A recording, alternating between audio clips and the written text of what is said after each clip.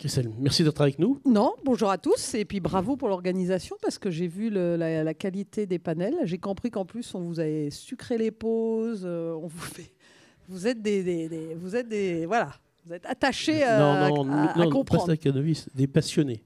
Vous êtes des passionnés, voilà, c'est bien, c'est bien, c'est bien. Oui, merci d'être avec nous. Alors c'est maintenant une habitude d'être à notre assemblée générale et encore une fois merci aussi à ton équipe pour l'organisation et trouver la date. C'est pas toujours facile entre ton agenda et les nôtres. Jacques et moi en même temps. En plus, on a eu les deux. C'était comme quoi, si on le met dans l'agenda à l'avance, voilà. on y arrive. Et donc, on s'est tous adaptés, puisqu'habituellement, nous faisons nos agendas plutôt un jeudi ou un vendredi. Et cette fois-ci, on fait ça en début de semaine. Ah oui, ouais. Et ça n'a pas gêné la participation. On est à peu près 200 entre ceux qui sont ici et ceux qui sont connectés. Donc, c'est très bien. Christelle, est-ce que tu peux nous donner quelques éléments de l'actualité du groupe ? Peut-être sur l'actualité générale du groupe. Peut-être un petit mot sur notre pays, peut-être, et comment sont les relations. Voilà. Alors, je ne sais pas avec qui on a des relations, d'ailleurs, enfin, jusqu'à mercredi, en tout cas, peut-être. Oui, alors non, je vais éviter de rajouter à la déprime ambiante. Et puis, c'est vrai que le contexte, le contexte évidemment français est pas simple. Hein. On était tout à l'heure en Comex, on faisait un bilan des JO. Parce qu'on a quand même appris beaucoup de choses pendant les JO. Et on se disait quand même qu'on était loin de l'esprit olympique et de la ferveur qu'on a tous vécu cet été. Donc ça, c'est... Voilà, malheureusement, on est dans cet environnement-là. Qui, pour vous, actionnaires, quand même, pèse sur le cours de l'action, hein, puisque malheureusement, le CAC 40 est très pénalisé. Alors, je ne sais pas si vous l'avez entendu cet après-midi, mais vous avez dû l'entendre. Hein. Et donc j'ai pas regardé aujourd'hui, mais bon, c'est vrai que on se posait la question ce matin de est-ce qu'à l'ouverture les spreads, alors nous Orange, on a plutôt la chance de pas être trop endetté et d'avoir un écart coût de la dette qui est faible par rapport à celui de la France, mais effectivement on vit dans un contexte français qui n'est pas simple. Et j'ai envie de dire, malheureusement, la France n'est pas une exception en Europe. Et on voit que quand même les démocraties souffrent. Bon, alors ça sort du sujet évidemment d'Orange, mais enfin on vit dans un monde ouvert, on est tous des citoyens, on sert des clients qui vivent dans le pays. Donc évidemment le contexte économique et le contexte politique, ça pèse beaucoup pour nous, mais... J'allais dire, au fond, ça ne change pas ce qui est notre boussole et ce qu'on essaye de faire. Ça rend peut-être encore plus de responsabilité, vu notre métier, sur les enjeux autour des réseaux sociaux, des contenus, même si on n'est qu'un petit maillon de la chaîne. Mais effectivement, on est vu comme une action exposée au risque français. Et voilà, ça se voit sur le cours de l'action depuis le mois de juin. Mais ce n'est pas le seul sujet qui pèse sur le cours de l'action. N'est-ce pas ? Voilà. Non, et alors, après, c'est vrai qu'alors... On vit en même temps dans ce contexte qui est morose, mais qui aussi reflète, j'ai envie de dire, malheureusement, la situation de l'Europe. Et peut-être que ce qui se passe quand même avec la nomination d'une nouvelle commission à Bruxelles, et j'étais en Allemagne ce week-end, j'étais en Espagne il y a 10 jours, on voit quand même qu'il y a une prise de conscience en Europe qu'on ne peut pas continuer comme ça. Alors, à la fois parce qu'on perd en compétitivité, par rapport aux États-Unis, notamment. Alors ça, c'est des sujets beaucoup plus globaux que les télécoms. Mais effectivement, on ne peut pas continuer comme ça parce qu'on a l'impression que non seulement on perd en compétitivité, mais en plus, on en rajoute toujours plus aux entreprises en termes de demandes, de contraintes, de régulation, de reporting, sans que vraiment ça se traduise par des objectifs clairs. Alors, on n'est pas dans l'industrie automobile, on n'est pas dans une industrie pour qui, finalement, le prix de l'énergie fait qu'on délocalise, parce qu'il y a quand même des industriels qui, aujourd'hui, font le choix de délocaliser leur production parce qu'ils ne peuvent pas être compétitifs en Europe. Voilà, donc on n'est pas exposé à ça. Mais alors, effectivement, quand on est sur le sujet des télécoms, alors je crois que ça fait 2 ans que je le dis, et puis Gabriel Luc, qui était dans le panel juste avant, on a bataillé ensemble sur notre affaire MásMóvil en Espagne, avec Bruxelles. Mais c'est vrai que quand on prend un peu de recul et qu'on regarde ce qui se passe, on se dit c'est pas possible. On ne peut pas laisser le film se dérouler. Film dans lequel il ne faut pas non plus cracher sur l'Europe, parce qu'on a quand même des infrastructures qui ne sont pas aussi nulles que ça, quoi qu'on en dise. Alors en particulier en France, hein, on peut se féliciter en France que quand même l'industrie télécom, ça apporte des points les meilleures infrastructures, le déploiement de la fibre, on est le pays le plus avancé. On a des prix pour les consommateurs qui sont les plus bas d'Europe, donc c'est quand même du pouvoir d'achat, c'est de la compétitivité. Voilà, donc il y a quand même des points positifs à la situation dans laquelle on est. Maintenant, si effectivement on se projette, on se dit que structurellement, chaque jour qui passe, les télécoms en Europe perdent des points de compétitivité et sont encore moins attractifs parce qu'effectivement, ultra concurrence, parce que fragmentation du marché, ça c'est une réalité, 27 États membres. Et donc, je ne vous redonne pas les chiffres, voilà, la Chine, les États-Unis, l'Europe, voilà. Mais c'est vrai que chaque fois qu'on les rappelle, tout le monde dit « mais ce n'est pas possible, on ne peut pas rester comme ça ». Alors, la vraie question, c'est qu'est-ce qu'on fait? Parce qu'effectivement, il y a eu le rapport d'Enrico Letta, le rapport de Mario Draghi, sur lequel j'entends pas... Les patrons disent, bon, OK, on n'est pas d'accord à 100%, et même nous, il y a des points sur lesquels on pourrait critiquer, mais globalement, quand on est d'accord à 80% sur un rapport, maintenant, je peux vous dire que tous les patrons européens, tous secteurs confondus, disent, il est plus temps de faire des rapports maintenant. La question, c'est qu'est-ce qu'on fait, qu'est-ce qu'on change? Et alors là, c'est pas simple, parce que par quel bout on le prend? Voilà, Network Act ou pas, qu'est-ce que ça veut dire? Alors, nous, on est assez pragmatique. On se dit finalement, qu'est-ce qui fait qu'on pourrait avoir de la taille critique? Alors, à l'intérieur d'un pays, c'est la consolidation nationale. Il y a quand même une chose qui a changé. Et là, Gabriel, chaque fois que je les vois, là, Teresa Ribera, je lui ai déjà dit, etc. Il faut que les régulateurs comprennent qu'on n'est plus dans les marchés de croissance qu'on a connus dans les années 2010. Je peux vous dire, on est en train de faire les budgets pour 2025.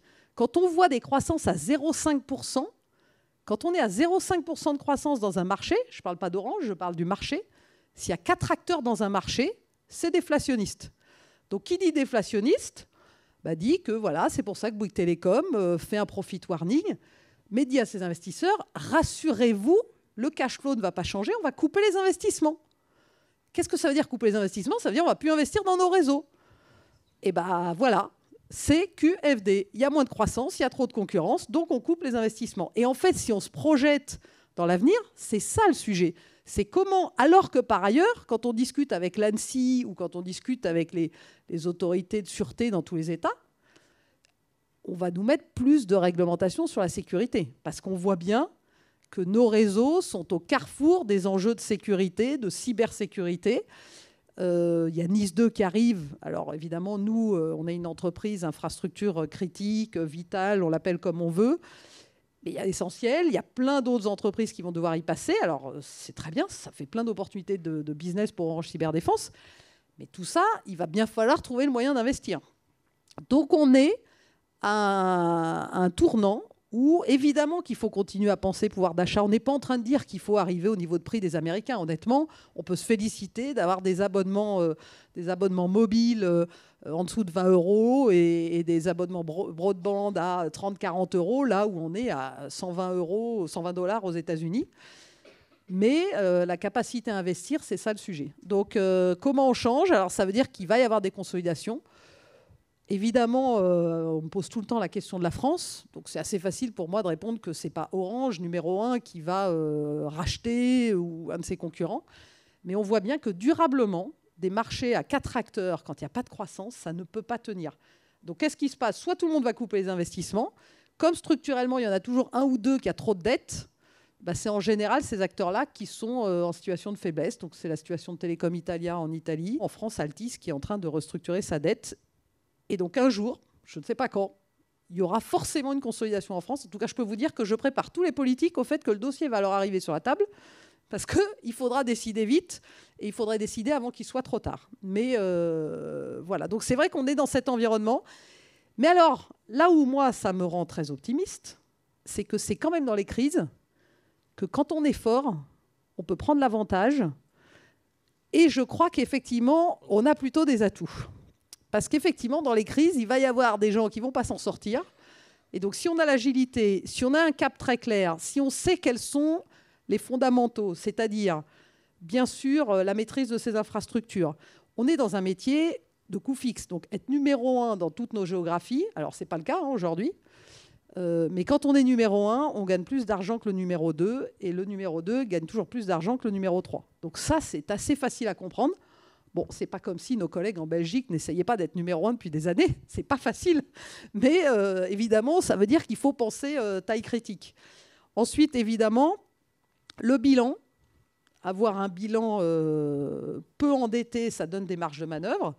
Alors, ça ne veut pas dire qu'on peut faire n'importe quoi, parce qu'on a quand même beaucoup de dettes quand on est un acteur comme Orange. Mais évidemment, proportionnellement à nos marges opérationnelles, et puis, j'allais dire, et à notre bilan, parce que quand on voit, j'entendais Laurence parler des structures, des véhicules sur les actifs d'infra. Je peux vous assurer qu'aujourd'hui, si on prend le bilan d'Orange en France, les data centers, la fibre, Totem, véhicule à part, vous faites la somme de tous ces actifs-là, ça a une valeur colossale. Quand on regarde le prix d'XP Fibre, on se dit, c'est bizarre, c'est pas exactement comme ça que nos investisseurs aujourd'hui voient notre bilan. Donc il y a évidemment nos investisseurs, quand on leur parle, d'ailleurs, ils nous disent, mais quel serait le catalyse? Parce que votre cours de l'action ne reflète pas du tout la valeur d'Orange. Bon, donc on se lève tous les matins pour essayer de travailler à changer ça, bien sûr. Mais voilà, il y a le contexte France qui pèse sur nous. Il y a évidemment un projet qui est colossal qui est devant nous, qui est la migration cuivre-fibre.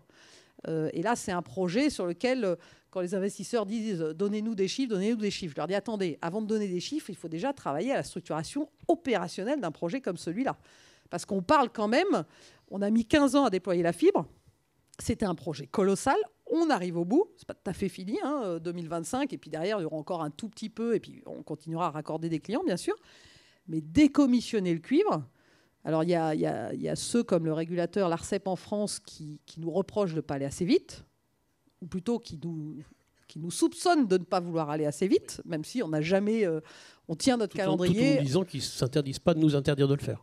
Tout en nous disant ou tout en disant aux collectivités locales ou aux clients qui seraient inquiets que bien sûr ils seront très très vigilants et qu'il faudra qu'il y ait la complétude de la fibre et qu'on sera responsable de tout, etc. Donc, et c'est vrai qu'on voit parfois des grands clients entreprises qui disent mais vous allez beaucoup trop vite, on n'arrive pas à s'organiser. Et quand on sait que voilà, vous prenez le réseau de RTE, les postes sources, il y a encore des connexions en cuivre qui sont des infrastructures critiques de sécurité pour le réseau de transmission électrique en France. Bon, on ne va pas mettre la France dans le noir pour décommissionner le cuivre, donc on voit bien qu'on va le faire main dans la main avec ces grands acteurs d'infrastructure.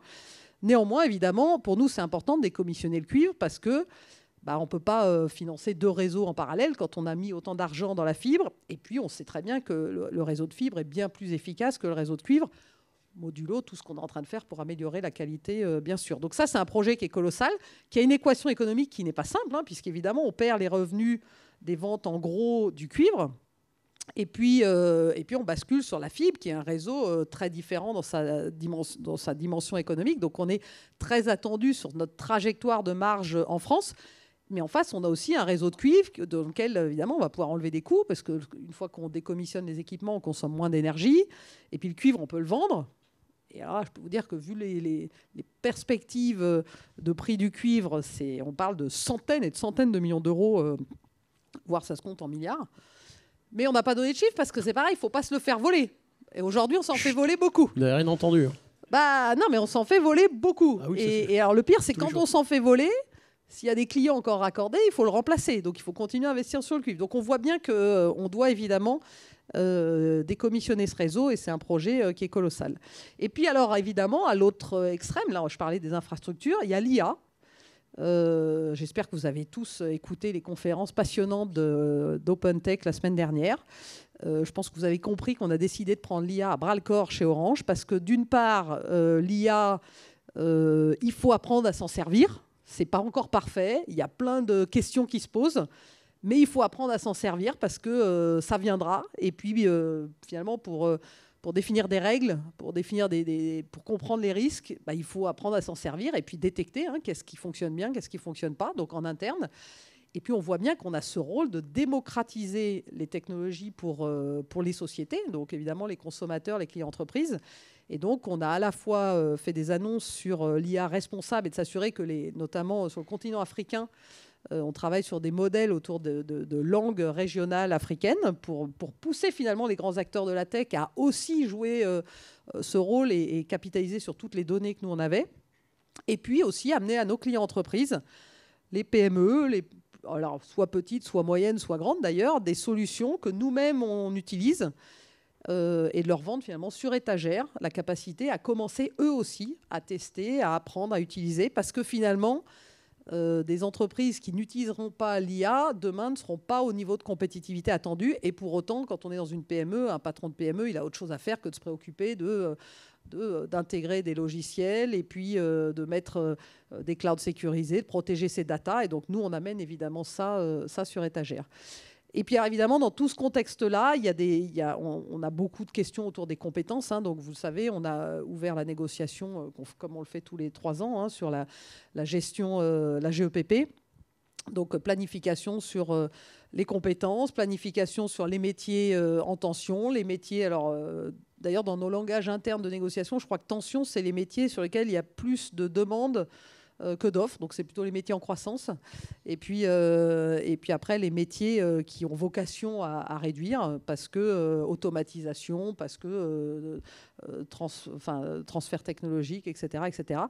Et donc, oui, on va continuer à se former tous, avec des gros enjeux, évidemment, de mobilité en interne, parce que c'est comme ça que le groupe, d'ailleurs, a accompagné toutes les transformations. Donc, beaucoup de sujets, à la fois un peu d'espoir quand on voit la prise de conscience européenne. Maintenant, ce qui est très, très déprimant quand même quand on discute avec nos dirigeants politiques, quels qu'ils soient, d'ailleurs, que ce soit au niveau national ou européen, c'est qu'on voit bien que la machine démocratique, elle ne va pas très, très vite. Et que le challenge qu'on a, alors en plus, dans un contexte géopolitique avec la Chine, alors qui décide, ça c'est sûr, et qui décide sur un temps long, et puis alors l'arrivée d'une nouvelle administration américaine qui va évidemment décider très vite aussi, ça risque de mettre encore plus de pression sur l'Europe. Mais c'est peut-être une chance, parce que c'est peut-être que dans des périodes de crise ou de pression qu'on arrive à bouger. Mais c'est vrai qu'on est dans un environnement qui est compliqué. Mais alors, j'ai envie de dire que quand je regarde dans d'autres secteurs que les télécoms, je peux vous assurer que c'est quand même... faut voir le verre à moitié plein chez Orange. Parce que quand vous êtes dans d'autres secteurs qui doivent se transformer à marche forcée, j'ai échangé ce week-end avec le patron de la production de Volkswagen. Donc, je ne sais pas si vous voyez, mais Volkswagen qui pour la première fois, va fermer des usines en Allemagne. Enfin, c'est un choc culturel. Et en même temps, ils sont face à un mur de transformation. Bon, et nous, on est quand même dans un marché où les besoins sont là. Nos clients, même s'il y a de la pression sur le pouvoir d'achat et qu'on le sait, on voit bien qu'on vit dans un contexte économique qui est sous pression. On fournit quand même un service qui est absolument essentiel, que ce soit pour les entreprises ou pour les consommateurs. Et donc ça, c'est une force. Et puis les enjeux de souveraineté ne vont aller que dans un sens. Alors ce qui est aussi un frein, d'ailleurs, en Europe, parce qu'un des premiers freins aux enjeux de marché unique en Europe, c'est quand même que les cœurs de réseau, ils sont dans chaque pays. Les réglementations, elles sont très différentes d'un pays à un autre. Que ce soit les réglementations pour les opérateurs ou tout ce qui est réglementation sur les consommateurs. Les règles du jeu pour le marché des consommateurs, l'équivalent de la CNIL, même si la RGPD, c'est la même partout, la façon d'interpréter dans les pays ne sont pas toujours les mêmes. Voilà. Et tout ça, c'est des complexités qu'on a quand on est opérateur.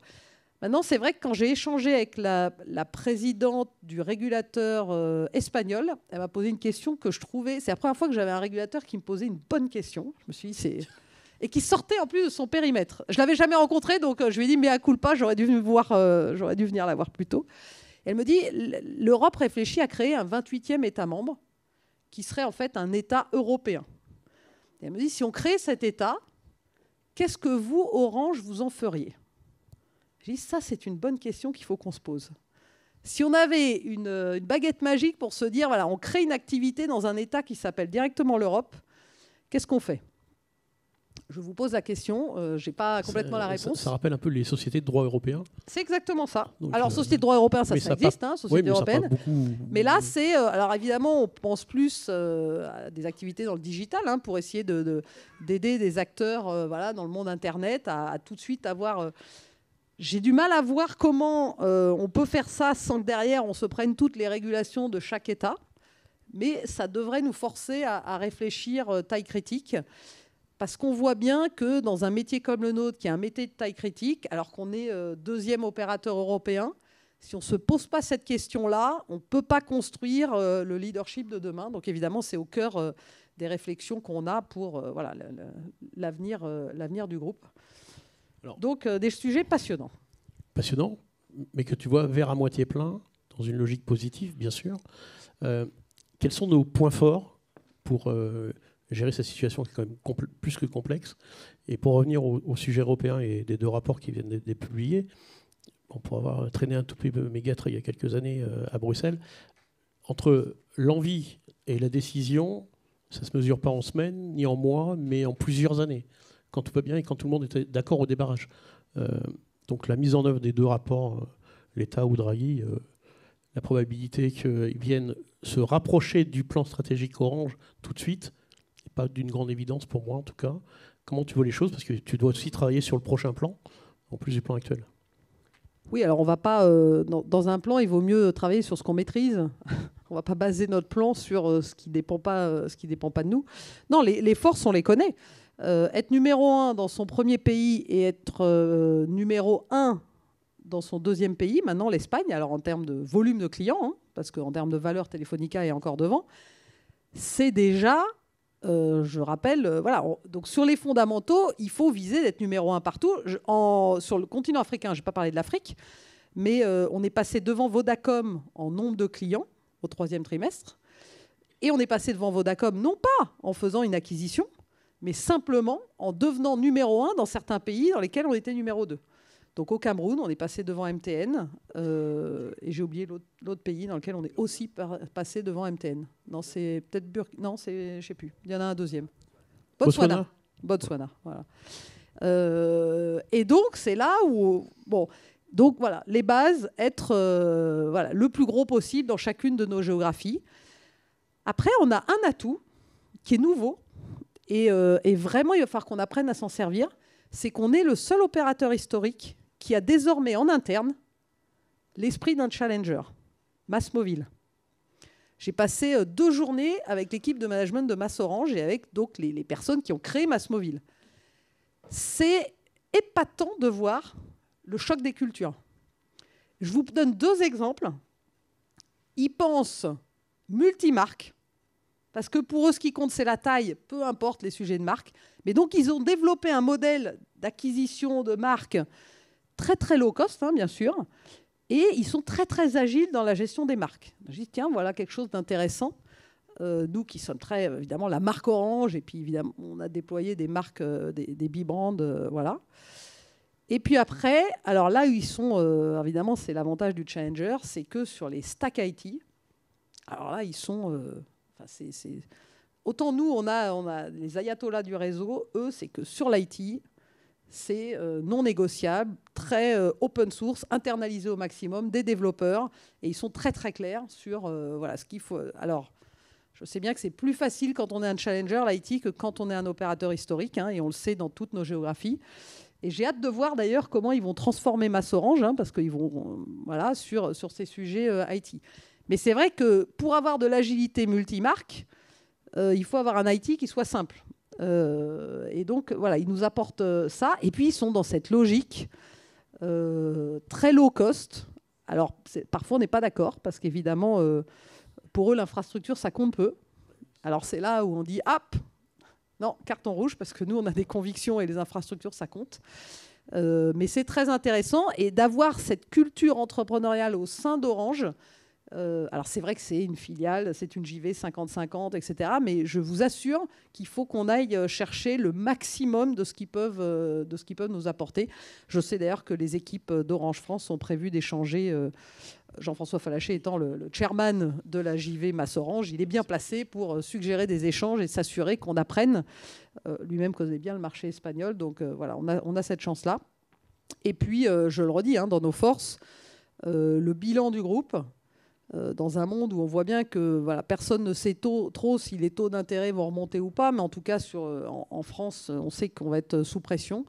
Avoir des marges de manœuvre, ça va permettre de saisir des opportunités.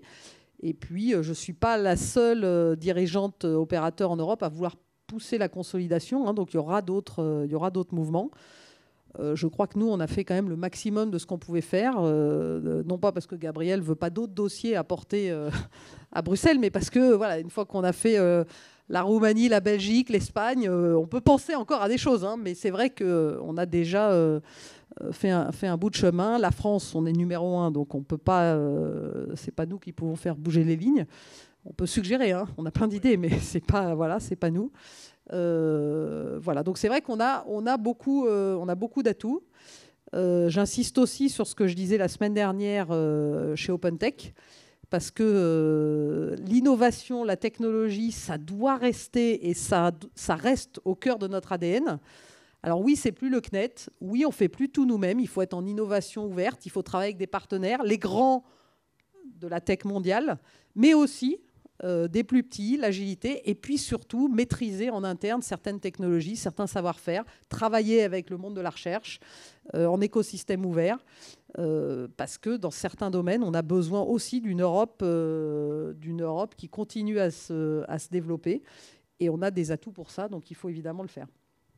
C'est vrai que les Open Tech Day ont quand même passé que des mots positifs. Hein. Moi, je n'ai pas entendu depuis, parce qu'on a eu quelquefois des moments, oui, mais bon... ce qu'ils ont sorti, c'est pas bien, ça va pas faire. Ça traîne. Ils ont fait un super boulot. Que des mots positifs. Ah ouais, non. Ils ont fait un super boulot sur à la fois le storytelling, les messages, les démonstrations. Après, c'était les sujets qu'on a illustrés, c'est les sujets qu'on a identifiés comme des value streams. Hein, donc, c'est la Home Gateway, c'est l'IA, c'est la relation client, c'est les devices, et puis c'est de l'IA, c'est de l'IA, c'est de l'IA. La cybersécurité, beaucoup la cybersécurité. C'était intéressant. J'étais avec la secrétaire d'État au numérique. On faisait plein de démos. Puis elle me disait, ah mais alors ça, est-ce que c'est déjà disponible? Parce que ce serait très intéressant d'avoir ça. Alors évidemment, tout n'était pas disponible. C'est le principe de l'innovation. Mais voilà, ça valide en tout cas les axes et les sujets sur lesquels on travaille. Et puis, bien sûr, on fait travailler... C'est pas les équipes de la tech dans leur coin, c'est les pays, les équipes du marketing, les équipes qui réfléchissent à lancer des offres, qui travaillent main dans la main avec les équipes d'Orange Innovation. Merci Christelle. Je propose qu'on passe à des questions de la salle. Bonjour Guillaume Bach, donc moi je suis à la DRH. Vous avez parlé, effectivement, le président a parlé tout à l'heure, il y avait 2 leviers pour restaurer un peu la rentabilité dans un contexte économique quand même morose. Donc le premier, c'était la concentration, et vous en avez parlé, mais avec toutes les difficultés qu'on a au niveau européen. Et le deuxième, c'était de faire payer les GAFA, enfin finalement les gens qui utilisent le réseau. Je voulais savoir si la notion de souveraineté, elle avait encore du sens, parce qu'on est quand même un opérateur français, hein, historique. Est-ce qu'on sait que l'Europe, ça va prendre du temps, c'est ce que vous dites. Est-ce qu'au niveau quand même français, on pourrait mener une politique un peu volontariste dans le domaine ? Et éventuellement aussi, parce que je pense qu'il y a des enjeux de sécurité qui vont être de plus en plus importants, et éventuellement des enjeux sociétaux ou pour les enfants. On sait que voilà, aujourd'hui, on subit beaucoup de programmes de logiciels, TikTok et autres. Est-ce que demain, vous pensez qu'on pourrait aussi s'autoriser en France à dire telle application, on ne va pas l'ouvrir parce que pour la santé de nos enfants? Alors sur la dernière question, nous, on ne peut pas aujourd'hui bannir, blacklister des applications. Ça, c'est la neutralité du net. Hein. Là, là, pour le coup, on ne serait pas dans le respect des règles. Par contre, évidemment, on est très attaché à être l'acteur de confiance qui donne les clés d'un monde numérique responsable. Raison d'être, inscrite dans les statuts de l'entreprise. Et c'est vrai qu'on le voit, les enjeux autour du numérique, je parlais des réseaux sociaux, des démocraties, les jeunes. Vous avez certainement remarqué la pub d'Orange France pour Noël, hein, le Cypherphone, mettre dans le débat, dans les foyers, la relation au portable. Et on sait que les parents sont très désabusés devant la relation au portable. Et il y a tout le débat sur le harcèlement, etc. Donc c'est des sujets qu'on essaye de prendre à bras-le-corps, qui ne sont pas simples, qui ne dépendent pas que de nous, mais ce n'est pas une excuse. Et donc, évidemment, c'est des sujets sur lesquels on s'engage. Après, sur les plateformes, le débat du fair share, il a eu au moins un mérite, c'est de mettre dans le débat public et politique le sujet du financement des infrastructures. Parce qu'effectivement, les grandes plateformes, elles investissent beaucoup, mais elles ne voient pas l'investissement qu'elles génèrent chez les opérateurs télécoms. Et c'est vrai qu'on est dans un monde très déséquilibré, parce que les opérateurs, on est très fragmentés. face à finalement ces 5-6 plateformes qui captent 60 à 80% du trafic de pointe. Alors il y a certains de ces acteurs-là qui sont revenus nous voir en disant « Non mais c'est pas possible, vous ne pouvez pas nous rajouter une taxe ». Et donc ils sont plutôt intelligents, c'est-à-dire comment on peut travailler ensemble pour aider à réduire le trafic qu'on génère chez vous. Il y en a, ils font rien du tout, ils s'en foutent et ils se disent voilà. La capacité réellement à les faire payer. Alors Deutsche Telekom a un conflit ouvert avec Meta en Allemagne. En fait, le problème de ces plateformes, c'est qu'elles peuvent toujours passer à côté et que c'est difficile. Donc on n'a aucun moyen de leur imposer des paiements. Autrement qu'effectivement, s'il y avait, alors c'est ce qu'on demande, c'est-à-dire que le faire cher, c'est pas, on ne demande pas à se faire payer directement, on demande à imposer un dialogue commercial et avoir une chambre d'arbitrage en cas de désaccord et surtout de forcer à la table de négociation ces acteurs-là. On ne demande pas une taxe parce qu'une taxe, ce n'est pas le bon modèle. On vit dans un écosystème où il y a de l'argent et donc il faut juste avoir un modèle économique qui respecte les uns et les autres. La vraie question qu'on met sur le débat, en débat aujourd'hui et sur laquelle on travaille de façon très proactive, tous les opérateurs et ces acteurs de plateforme-là, c'est quand l'IA va grossir dans le trafic dans nos réseaux, là, on ne peut pas revivre ce qu'on a vécu. C'est-à-dire on ne peut pas passer à côté de la monétisation. Et donc notre message est très clair. Et ça rejoint ce que je disais au début. C'est-à-dire qu'il n'y aura pas d'investissement dans les infras en l'état actuel des télécoms en Europe. Et donc, c'est que pour avoir de l'IA at scale, il faut des réseaux très intelligents. Pour avoir des réseaux très intelligents, il faut des investissements. Et donc, il n'y aura pas d'investissement s'il n'y a pas ce qu'on appelle le new share. Donc, plutôt que de parler du fair share, on veut parler du new share lié à l'IA. Aujourd'hui, l'IA, c'est moins de 1% du trafic dans nos réseaux. Et quand je dis moins de 1%, ce n'est pas 0,99. C'est plutôt c'est qu'on ne le mesure pas tellement c'est faible. Mais quand on regarde ce qui se passe en Chine, ça commence à aller très très vite. Alors c'est d'abord entre les data centers, etc. Mais on voit que ça va descendre. Et donc ça pose toute la question de l'edge. Qu'est-ce qui va être dans nos portables? Parce qu'il y aura beaucoup de choses qui seront directement dans les portables. Et donc ça pose des vraies questions de comment avoir le meilleur réseau dans un monde où il y aura de l'IA embarquée. Et ça, c'est des sujets évidemment qui sont passionnants quand on est opérateur. Et donc, on a des équipes qui travaillent là-dessus, chez Orange Innovation, bien sûr. Et on travaille avec Deutsche Telekom, on travaille avec Verizon, T-Mobile, sur ces sujets-là, parce que c'est des sujets qui sont clés. Et une fois de plus, il faut s'assurer que là, on capte bien le new share et qu'on ne le laisse pas comme on l'a fait malheureusement par le passé. Merci. Thomas? Oui, Thomas Tressac, président d'Accès, de partenaire d'Asgo. Vous avez parlé de Trump. Derrière Trump, il y a Elon Musk, qui a un peu un double pouvoir, parce qu'il est quand même un inventeur de génie industriel dans le cosmos. Enfin, après, on aime ou pas ses méthodes. Et puis, il y a également ce côté politique, puisqu'il a quand même gagné. Du coup, est-ce qu'il n'y a pas un risque pour Orange, surtout avec le bruit qui... Vous savez, on parle beaucoup à faux ou à tort, je ne sais pas, qui fera un nouveau téléphone sur les satellites. Enfin, voilà. Est-ce que Elon Musk peut vous faire peur dans la crise de croissance ou pas du tout? Non, Elon Musk ne nous fait pas peur. D'abord, Starlink, c'est un client. C'est un client. Parce qu'en fait, il ne faut pas oublier que quand on pense les satellites, c'est vrai qu'ils en lancent beaucoup. Alors, évidemment, lui, il a les lanceurs. Mais enfin, les communications entre satellites, ça reste encore limité. Et ensuite, il faut se raccorder au réseau Internet. Donc, il faut des téléports, il faut se raccorder. Et c'est là qu'on a des actifs qui sont utilisés par Starlink ou par d'autres, d'ailleurs, constellations satellites. Donc ça, c'est première réponse. Après, c'est vrai qu'aujourd'hui, Starlink est en train de capter beaucoup de parts de marché sur les opérateurs satellites historiques. Orange n'est pas opérateur satellite. Nous, on consomme de la bande passante, donc on a des accords avec Eutelsat et on vend des solutions, du coup, géostationnaires. Et c'est vrai qu'aujourd'hui, Starlink est en train de prendre une position très avancée sur les constellations basse orbite, avec une expérience qui est très bonne. Ce qui est un peu embêtant, c'est qu'effectivement, ils utilisent le marché américain dans lequel les infrastructures ne sont pas aussi déployées en termes de couverture qu'en Europe, où les prix sont très élevés. Et donc là, ils ont un territoire de jeu, évidemment, qui est assez important. En Europe, bien sûr que la solution satellite, on l'a toujours dit, c'est pour ça qu'on a lancé d'ailleurs les solutions Orange Satellite en France. Le satellite est une très bonne solution en complément de la fibre et en complément de la 5G. Le satellite ne remplacera jamais la fibre. Et même la 5G, c'est bien plus efficace, mais c'est complémentaire. Donc on doit avoir cette solution au catalogue, ce qui ne veut pas dire qu'on doit être nous-mêmes investisseurs dans des constellations. On répond à l'appel d'offres européen, IRIS², pour la partie terrestre.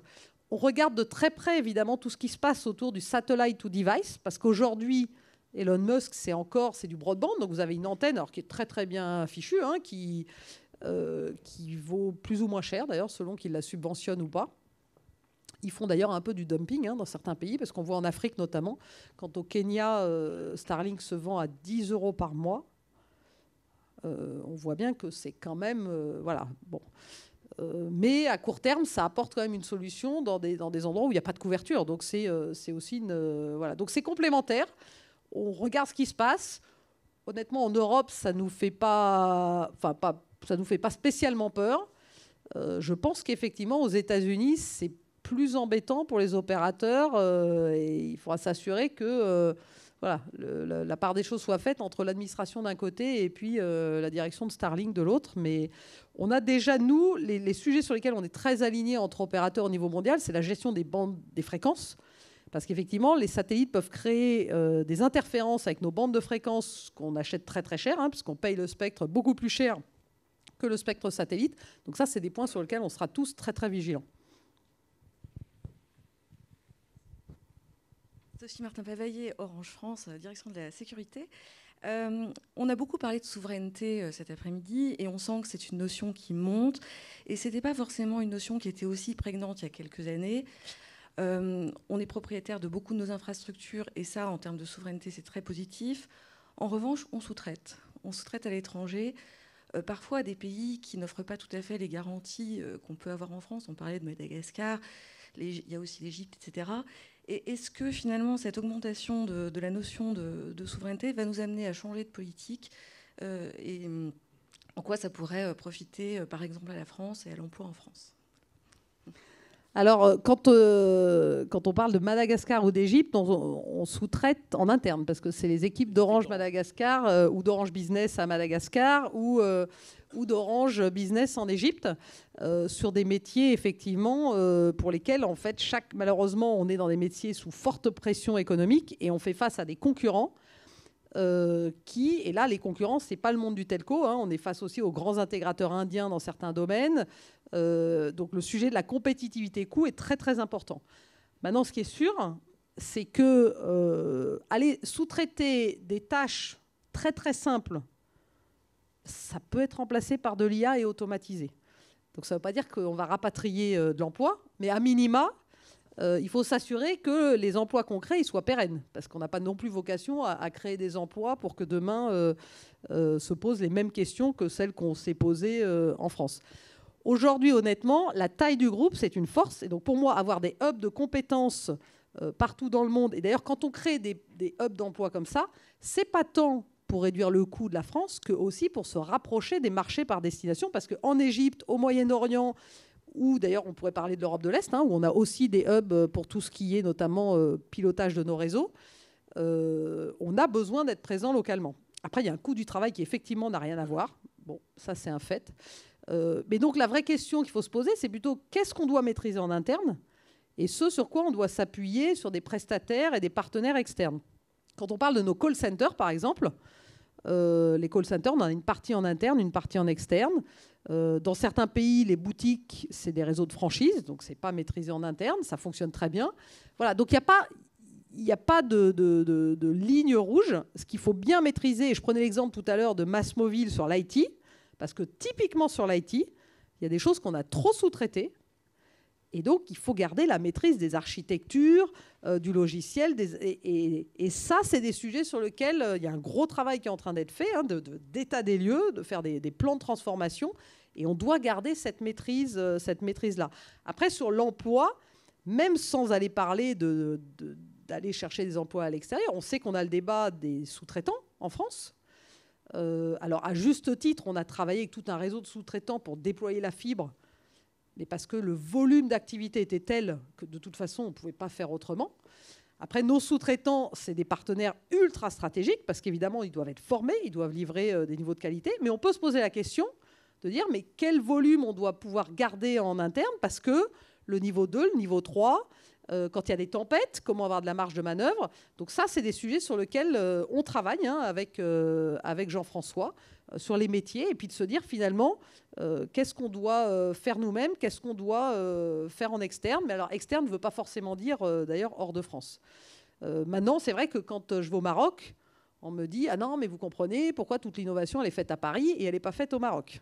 Quand je vais en Égypte, on me dit la même chose. Donc on voit bien qu'on ne peut pas être à la fois un groupe mondial, en tout cas européen et africain, et dire tout doit être fait en France. Donc il faut trouver le juste milieu. Et je pense qu'on a beaucoup plus à gagner d'avoir ce dialogue très ouvert, de se dire notre enjeu, c'est d'avoir les meilleures compétences. Et notamment en France, on le sait, on a des compétences. Vous allez discuter avec les équipes d'OMEA, ils savent qu'ils n'ont pas les compétences qu'on a en France, que ce soit sur la fibre, que ce soit sur la cybersécurité, que ce soit d'ailleurs sur l'IT, sur l'IA. On parlait des JO. Ce qu'on a fait pendant les JO, je peux vous assurer qu'il y a beaucoup, même les Américains, ils sont en train de se demander comment ils vont faire Los Angeles 2028. Et donc, on va aller vendre des prestations aux Américains, à des prix d'Américains, bien sûr, pas à des prix d'Européens. Voilà, donc il faut pas se mentir, il faut continuer à se former, il faut investir dans les sujets d'avenir. Et puis, c'est vrai que de toute façon, on est dans un monde dans lequel on ne fera jamais tout en interne ou jamais tout en externe. Donc, il faut trouver les bons milieux, le juste milieu. Et puis, je prends un autre exemple qui est qu'aujourd'hui, quand on regarde notre politique achat, politique fournisseur, on achète aux bornes du groupe entre 18 et 19 milliards par an. C'est à la fois des CAPEX et des OPEX. On utilise Buy-in, notre JV avec Deutsche Telekom, pour 8 milliards à peu près. Et sur tout le reste, on a plein de secteurs dans lesquels on est en train de renforcer notre politique achat parce qu'on achetait de façon très, très morcelée, sans avoir des specs stratégiques qui nous permettaient de travailler intelligemment avec nos fournisseurs. Vous prenez le sujet des call centers, ça peut être des sujets matériels comme des sujets de service, l'IT, etc. Et donc ça aussi, c'est des sujets pour lesquels on voit bien que là, acheter, c'est un sujet de spec, c'est un sujet de savoir-faire. Il faut savoir bien acheter, il faut savoir qu'est-ce qu'on veut acheter, il faut se projeter, il faut avoir des stratégies claires. Et quand on est aussi morcelé dans l'organisation, on ne tire pas toute la puissance du groupe Orange. Et donc, c'est des sujets sur lesquels on est en train de renforcer, en train de recruter pour se muscler et mieux travailler entre la partie business et la partie achat. Parce que bien acheter, c'est hyper stratégique. Maîtriser notre supply chain, c'est hyper stratégique. Alors, on parle beaucoup d'équipements de réseau. Ça, c'est des choses qu'on maîtrise.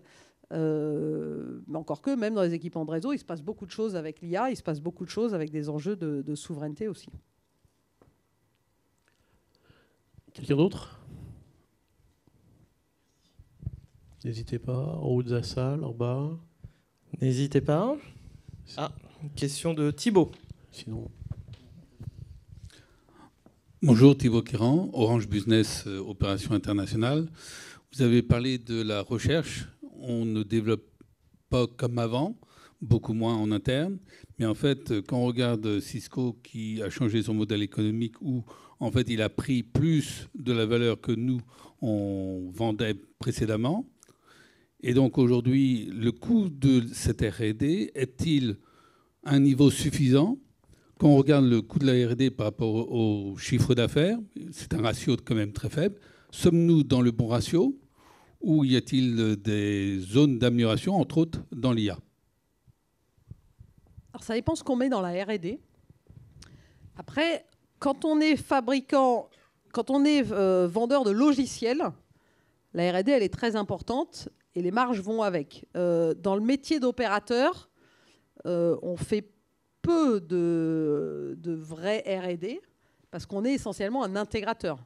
On est un intégrateur de solutions. Mais c'est vrai qu'avec l'IA, on investit dans des modèles, on prend la gestion des réseaux, l'intelligence des réseaux demain. Pourquoi d'ailleurs on a réinternalisé en Europe un contrat qu'on avait transmis à Ericsson, on l'a réinternalisé il y a 2 ou 3 ans, parce qu'on s'est dit qu'avec le monde de l'IA et la virtualisation des réseaux, la maîtrise des outils, la maîtrise des données, la maîtrise du pilotage du réseau est un savoir-faire essentiel pour préparer l'avenir des réseaux. Et donc, on a réinternalisé ce contrat qu'on avait externalisé à Ericsson. Voilà, donc c'est pas que dans Orange Innovation et dans le PNL R&D. Après, on fait des investissements qu'on capitalise, voilà, qu'on peut appeler R&D, mais on n'est pas... moi qui ai travaillé chez un équipementier où il y avait vraiment de la R&D parce que derrière, il fallait sortir des produits et pouvoir les vendre, on n'est pas dans ces mêmes ordres de grandeur dans les télécoms. Et finalement, il y a peu d'opérateurs, hein, parce qu'on vient d'un monde où on était... voilà, France Télécom, c'était imbriqué avec ce qui est devenu ensuite Alcatel, AT&T avec Lucent, etc. On venait d'un monde très, très intégré entre les équipements de réseau et puis les opérateurs. Et puis tout ça, évidemment, c'est fragmenté par couche. Et puis on voit bien que maintenant, on est sur des technologies mondiales quand on parle d'équipements de réseau et que le savoir-faire, ensuite, il est dans l'intégration et de plus en plus les sujets de souveraineté, de données, de régulation, sujets sur lesquels, là, pour le coup, on a des savoir-faire qui sont spécifiques à chacune de nos activités. Une autre question ? Bon, je me lance alors. Parce que c'est quand même assez étrange. On est dans une réunion d'actionnaires salariés, il n'y en a pas un qui a parlé du dividende ou du cours du bourse. Elle me brûlait les lèvres. C'est vrai que quand je rencontre des investisseurs non salariés, la question vient beaucoup plus vite. De la politique d'allocation du capital, retour vers l'actionnaire, etc. etc. Mais c'était justement ma question. Parce que nous, on est plutôt une association qui fait la promotion du juste dividende. Et on est même très content d'ailleurs d'avoir lu les écrits de la dernière élection, puisque aucune des listes, enfin, est arrivée en disant qu'il fallait le supprimer. On avait encore ça il n'y a pas si longtemps que ça. Là, aucune des listes n'est arrivée à cet extrême. Donc c'est un progrès notable. Et quand on connaît la liste des listes, c'est très notable. Donc on va avoir une politique, enfin une annonce qui a déjà été faite, une présentation à 75 centimes de présenter pour l'Assemblée générale de 2025 pour les comptes 2024. Est-ce que c'est réellement tenable ?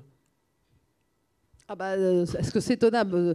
Tu me poses la question de la trajectoire des cash flows de l'entreprise au-delà de 2025. Je serais ouvertement contre les règles de l'AMF si je vous donnais une information que je ne donne pas en même temps. On est en huis clos, il n'y a que 100 personnes à distance. Bien sûr. Non, mais on est en train de travailler sur notre trajectoire post-2025.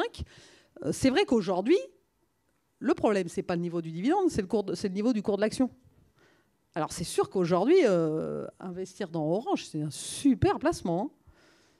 Alors d'ailleurs, il y a beaucoup de gens, moi je croise beaucoup de gens qui me disent « Ah non, je sais, vous allez bientôt payer la compte », parce que pour le coup, le dividende, il est important, hein, qu'on soit d'ailleurs, qu'on ait des petits revenus, des gros revenus, etc. Voilà, ça fait partie de la valeur de l'action Orange. On est effectivement une valeur de rendement.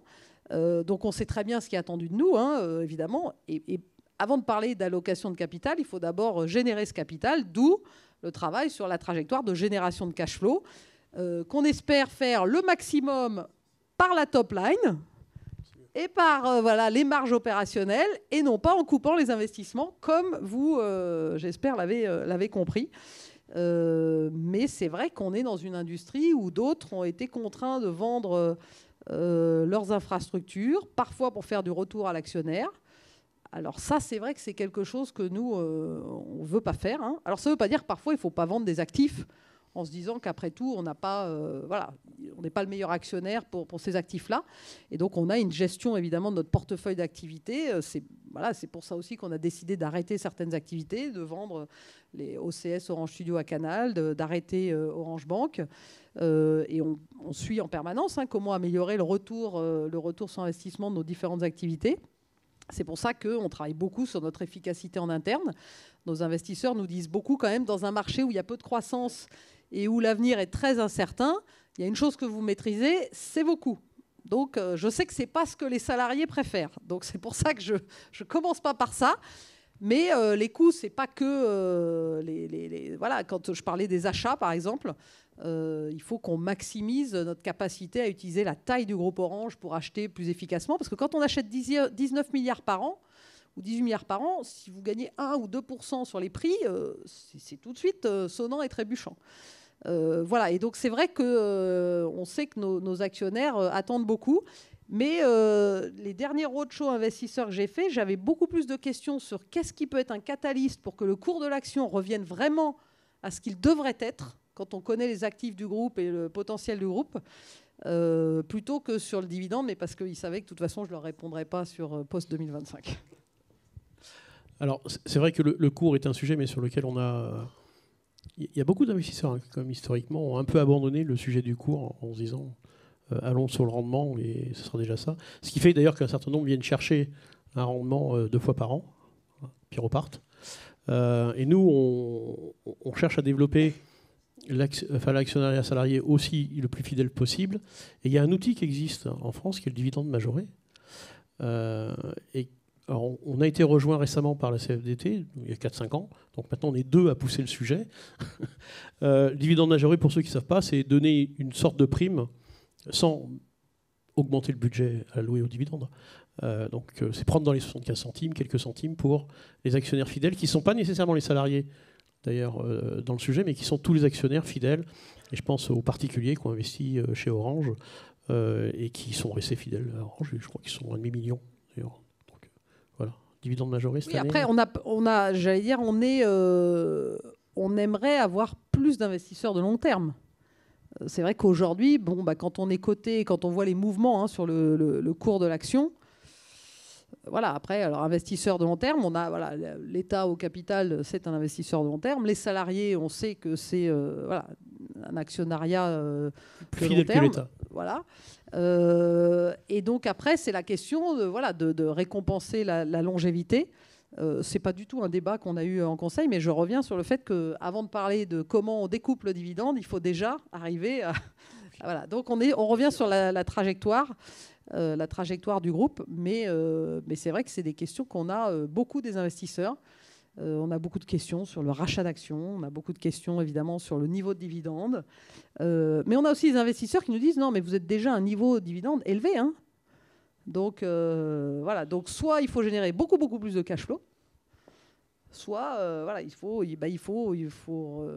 faire remonter le cours de l'action. Donc voilà, mais c'est vrai qu'on est dans un environnement où on sait que on passe par... il y a le contexte français, on a des transformations d'importance sur notre business model en France. On a créé quand même un leader sur le marché espagnol, qui est évidemment une chance pour nous. Alors, c'est aujourd'hui une JV qui est déconsolidée. Enfin, on détient 50% d'un actif qui est 2 fois plus gros que celui qu'on avait avant. Donc, ça a évidemment de la valeur. Et puis, on a la capacité à reprendre le contrôle dans quelques années. Donc, tout ça, évidemment, c'est de nature à porter l'avenir, donc surtout rester des actionnaires fidèles. On fera tout ce qu'il faut pour que vous soyez contents d'être actionnaire d'Orange, en plus d'être salarié, bien sûr. Je pense que ici, tu as des gens convaincus d'être à la fois salarié. Je pense que tout le monde se donne à fond. Dans les anciens salariés, ils se donnent toujours, puisqu'en fait, ils continuent d'investir, et parfois même sur leur fonds privé de temps en temps, parce que on a l'avantage que le FCPE est bien géré et qu'on a effectivement une négociation de l'entreprise qui est favorable en fait aux porteurs de parts. Parce que s'il y a un investissement qui coûte pas cher en coûts et en frais de gestion, c'est bien celui du FCPE. Ou d'ailleurs des FCPE du PEG. Voilà, donc, est-ce que tu as encore un peu de temps? Des fois qu'il y a quelqu'un qui a envie de poser une question. Ah oui, enfin, oui. Pas une demi-heure, mais... Je ne voudrais pas laisser quelqu'un avec sa question là, suspendue. Et... Oui, Paola. Oui, bonjour. Paola Descognier, je travaille sur la partie process, côté DRH Group. Et on se pose la question sur la partie mutualisation. À double sens, en tant qu'actionnaire, mais aussi en tant que salarié. Comment le nouveau modèle d'entreprise et la mutualisation avec les centres de services partagés peuvent apporter un plus pour que les investisseurs puissent dire que ça va dans le bon sens et on va pouvoir réagir positivement? Alors la mutualisation, ça peut vouloir dire des choses qui sont très bien ou des choses qui ne sont pas bien du tout. Je prends des exemples. Quand on voit ce qu'on a fait en France, de mutualiser des équipes ressources humaines notamment, au moment du dernier TPS, et parce qu'il y avait tellement de départs qu'il fallait continuer à évidemment assurer le service tout en le faisant avec moins de collaborateurs. On voit bien qu'au bord du territoire France, mutualiser des équipes sur des sujets RH qui sont de toute façon les mêmes, parce que qu'on travaille chez Orange Innovation, chez Orange France ou à la direction financière ici, C'est Orange SA, c'est le contrat de travail, voilà, les sites peuvent être différents. Donc ça, évidemment, ça, il faut le faire. Et d'ailleurs, il y a beaucoup d'entreprises qui sont bien plus avancées qu'on ne l'était. Après, quand on voit la mutualisation qu'a fait Vodafone en Europe, où ils ont créé des centres de services énormes, dans lesquels ils mettaient évidemment aussi les directions techniques des réseaux. Donc le patron de l'Espagne n'avait pas sous sa main la direction technique. Tout ça, c'était dans un centre de services partagé. Même chose sur plein de fonctionnalités. Je peux vous assurer que ceux qui ont racheté Vodafone en Espagne ou d'ailleurs en Italie, la première chose qu'ils font, c'est qu'ils disent on va diviser par 3 le coût de ces centres de services partagés. Donc la mutualisation en soi, ce n'est pas une recette magique à être plus efficace, parce que ce qu'il faut aussi, c'est l'agilité. Et puis, on vit dans des marchés et dans des réalités locales qui ne sont pas toutes les mêmes. Mais c'est vrai que quand on voit la mutualisation, en particulier dans les fonctions support, alors c'est vrai de la direction financière, si on voit le contrôle de gestion ou autre, ça passe par déjà des process. Après, il faut des systèmes d'information qui soient, si possible, les mêmes. Et ensuite, effectivement, voilà, on peut mutualiser et avoir cette logique de centre de service qu'on essaye évidemment de généraliser, mais déjà de clarifier.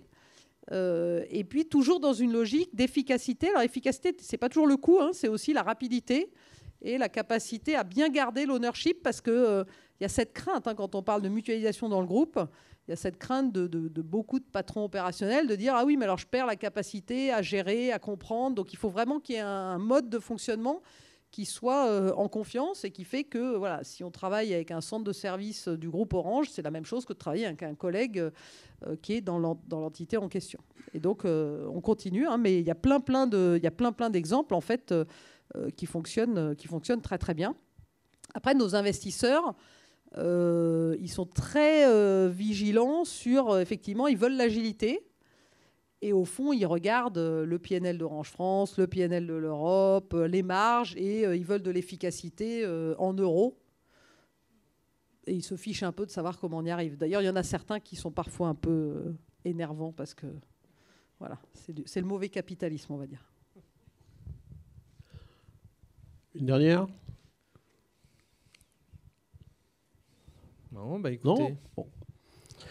Ben, merci Christelle. À moins que merci tu aies un dernier mot, non ? Voilà. Donc, merci Christelle.